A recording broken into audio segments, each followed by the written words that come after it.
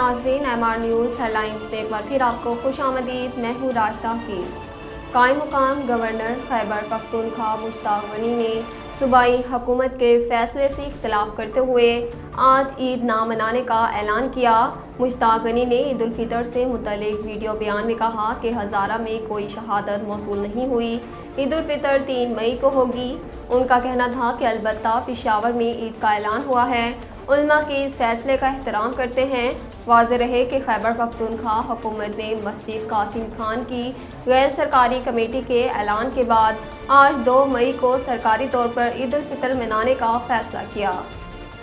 खैबर पख्तूनख्वा में सरकारी सतह पर ईद उल फितर मजहबी जोश व जज्बे के साथ आज मनाई जा रही है। तफसीलात के मुताबिक खैबर पख्तूनख्वा हुकूमत सरकारी सतह पर ईद उल फितर आज मनाने के ऐलान के बाद पेशावर में शहर के मुख्तलिफ मकामात पर छोटी बड़ी मसाजिद में नमाज ईद की इज्तिमात हुए और मरकजी ईदगाह चारसदा रोड में ईद की नमाज अदा की गई।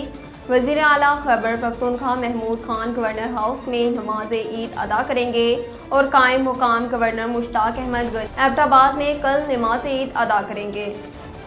वफाकी वज़ीर इत्तलात मरियम औरंगज़ेब ने तहरीक इंसाफ के चेयरमैन की जानिब से लगाए गए इल्ज़ामात पर इमरान खान पर जवाबी वार कर दिए।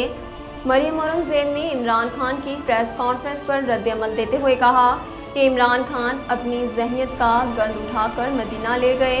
इमरान खान के साथियों ने मनसूबाबंदी से मस्जिद नबवी का तक़द्दुस पामाल किया, खातून को गालियाँ पड़वाई और लोगों को तशद्दुद पर उकसाया। वज़ीर इत्तलात का कहना था कि हंगामे में मुलव्विस अफराद की गिरफ्तारी और इन लोगों के पासपोर्ट की मनसूखी के जिम्मेदार भी इमरान खान हैं।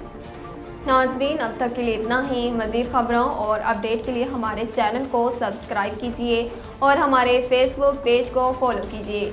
इसी के साथ अपनी मेज़बान राशिदा हफीज़ को दीजिए इजाज़त। अल्लाह निगहबान।